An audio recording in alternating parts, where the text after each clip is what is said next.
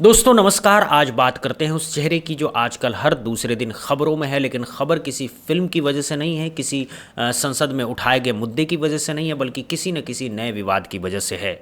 जी हाँ, बात हो रही है मंडी की सांसद और अभिनेत्री कंगना रनौत की। दोस्तों पिछले एक हफ्ते में कंगना रनौत ने इतने विवाद खड़े कर दिए हैं कि खुद बीजेपी वाले भी सिर पकड़ करके बैठ गए हैं।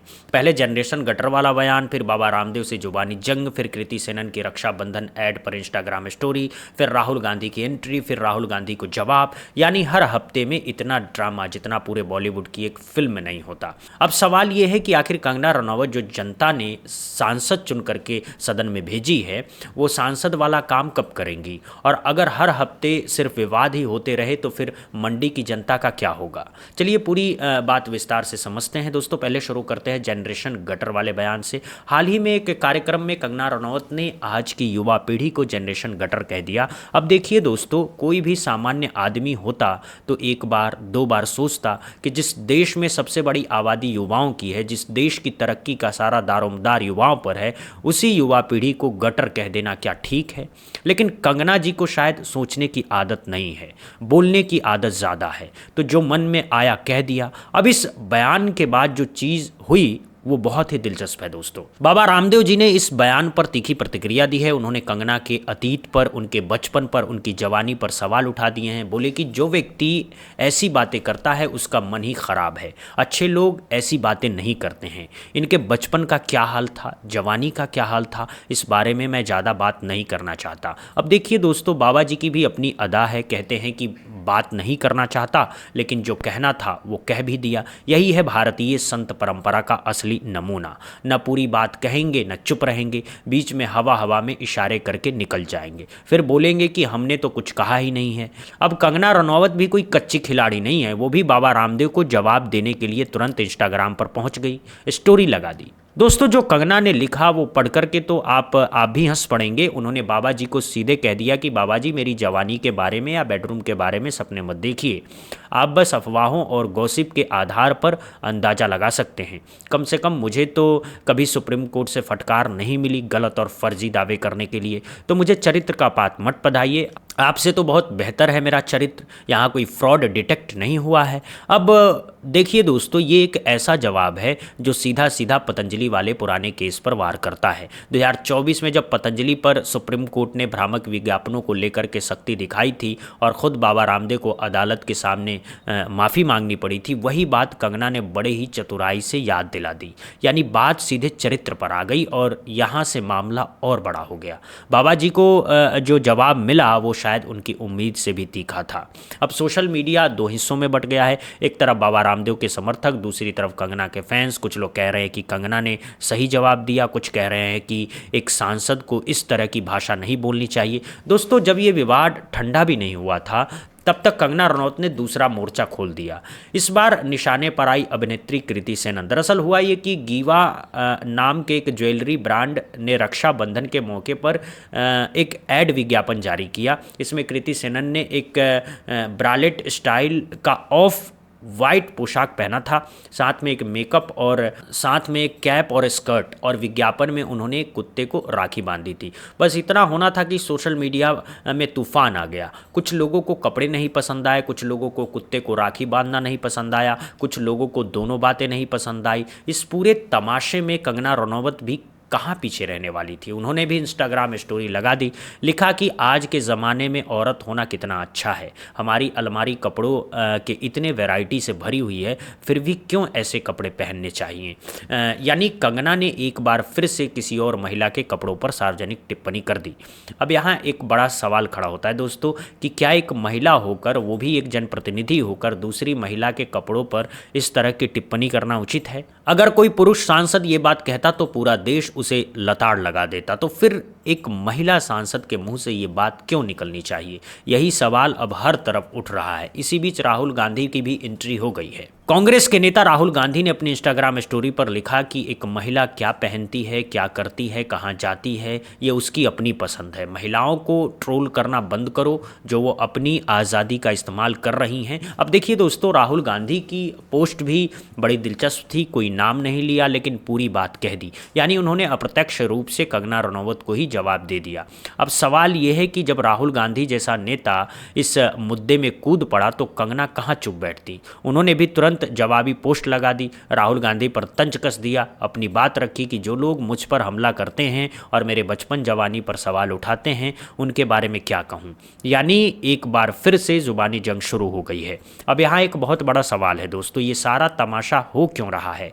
क्या ये किसी सांसद का काम है? क्या ये किसी जनप्रतिनिधि की जिम्मेदारी है?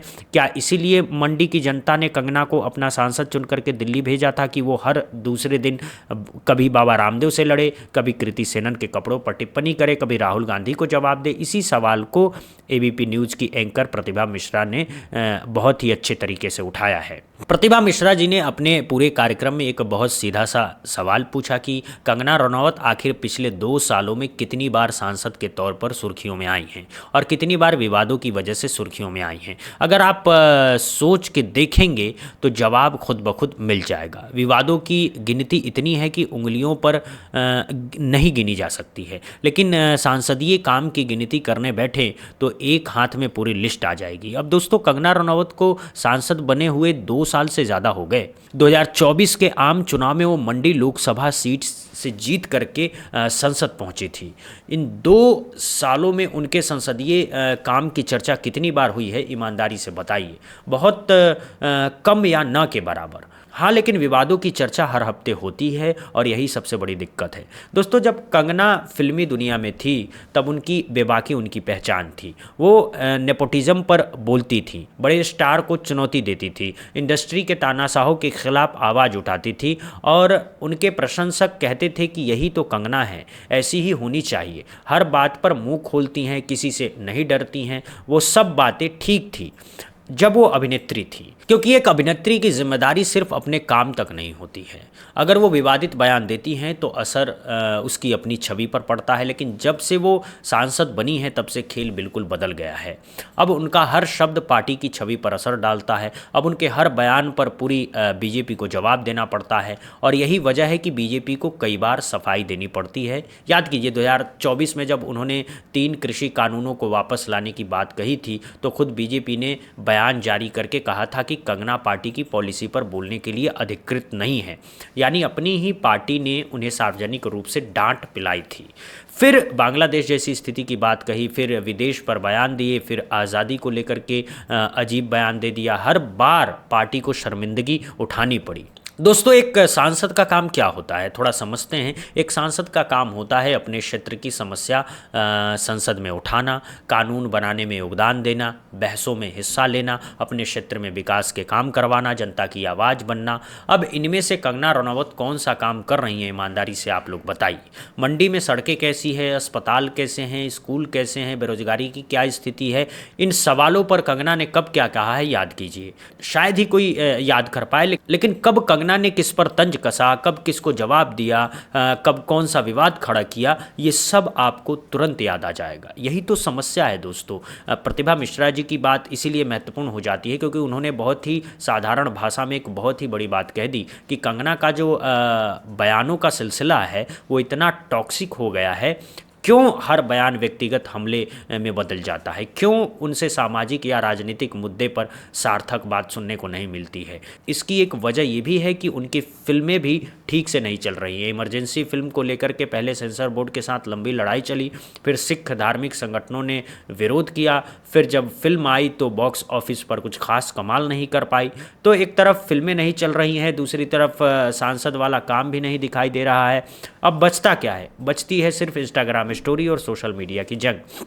यही हो रहा है दोस्तों। एक बात और गौर करने वाली है, राजनीति में आने के बाद हर बड़े नेता ने खुद को थोड़ा संयमित किया है। अटल बिहारी वाजपेयी जी की भाषा देखिए, कितनी शानदार थी, कितनी मर्यादित थी, विरोधियों की भी तारीफ करते थे। प्रधानमंत्री नरेंद्र मोदी की भी भाषा को लेकर के बहुत सावधान रहते हैं, चुन चुन करके शब्द बोलते हैं। राहुल गांधी भी अपनी लंबी यात्राओं के बाद बहुत बदल गए हैं। तो सवाल ये है कि जब सब नेता अपनी भाषा पर काम करते हैं तो कंगना क्यों नहीं कर रही है? 2 साल हो गए हैं सांसद बने हुए, अभी तक कोई कोई मैच्योरिटी क्यों नहीं आई है? ये सवाल जायज़ है दोस्तों एक बात और है जो लगातार विवादों में रहे हैं, इसका फ़ायदा किसे मिल रहा है? बीजेपी को तो बिल्कुल नहीं मिल रहा है, क्योंकि हर विवाद के बाद पार्टी को असहज होना पड़ता है। कंगना को भी सिर्फ थोड़ी सी सुर्खियाँ मिल रही हैं, लेकिन असली फ़ायदा तो विपक्ष को हो रहा है। राहुल गांधी को एक और मौका मिल गया है मोदी सरकार और बीजेपी पर हमला करने का, एक और चांस मिल गया है महिला अधिकारों के मुद्दों को उठाने का। यही वजह है कि राहुल गांधी ने भी तुरंत इस मौके को लपक लिया और सीधे मैदान में उतर पड़े।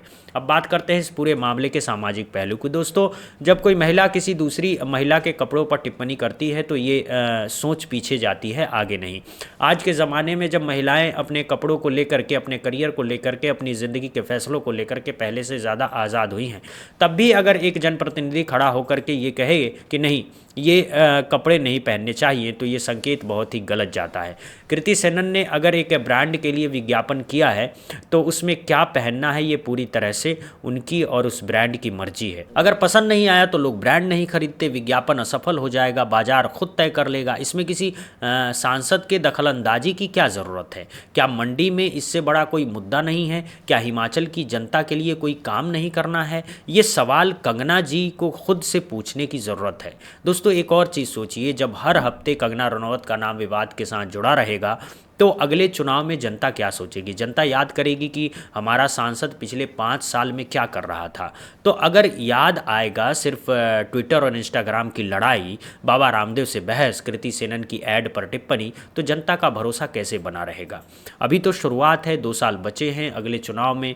अगर यही रफ्तार रही तो मंडी के लिए 2029 का चुनाव मुश्किल हो सकता है। दोस्तों, इस पूरे विवाद से एक बड़ा सबक निकलता है कि राजनीति और स्टारडम दोनों अलग अलग चीज़ें हैं। स्टारडम में आपकी हर बेबाकी को तालियां मिलती हैं, राजनीति में हर बयान पर सवाल उठते हैं। स्टारडम में आप अकेले होते हैं, राजनीति में आप एक संस्था का प्रतिनिधित्व करते हैं। स्टारडम में मीडिया आपकी झिड़कियां भी छाप देता है, राजनीति में हर शब्द ऐतिहासिक बन जाता है। इस अंतर को समझना बहुत ज़रूरी है। कंगना रनौत को अब तय करना पड़ेगा कि उन्हें क्या बनना है, एक विवादित स्टार जो कुछ दिनों की सुर्खियों में रहती हैं, या एक गंभीर सांसद जो लंबे समय तक जनता के दिलों में रहती है। दोनों एक साथ नहीं चल सकते, ये 2 अलग रास्ते हैं और अब चुनाव कंगना का है। दोस्तों, एक बात और मैं आपके सामने साफ करना चाहता हूं, हम कंगना रनौत के व्यक्तिगत विरोधी नहीं हैं, ना ही हम बाबा रामदेव, कृति सेनन या राहुल गांधी की तरफ से बोल रहे हैं। हम सिर्फ एक सवाल उठा रहे हैं कि जब जनता आपको वोट देकर संसद भेजती है तो उसकी कुछ अपेक्षाएं होती है। उन अपेक्षाओं को पूरा करना हर सांसद का फ़र्ज है, चाहे वो किसी भी पार्टी का हो, चाहे वो किसी भी पृष्ठभूमि से आया हो। अगर आप ये फ़र्ज नहीं निभा रहे हैं तो आप जनता के साथ न्याय नहीं कर रहे हैं। बस इतनी सी बात है। चलिए, अब आप बताइए, आपको क्या लगता है, क्या कंगना रनौत को अब अपनी भाषा और अपने व्यवहार पर काम करना चाहिए? क्या उन्हें एक सांसद के तौर पर ज़्यादा जिम्मेदार होना चाहिए, या फिर उनकी यही बेबाकी उनकी पहचान है और इसे ऐसे ही चलते देना चाहिए? अपनी राय कमेंट बॉक्स में ज़रूर बताइएगा। वीडियो अच्छी लगी हो तो लाइक कीजिए, शेयर कीजिए, बुद्धा इंस्पायर्ड को सब्सक्राइब कीजिए। जय हिंद, जय भारत, वंदे मातरम।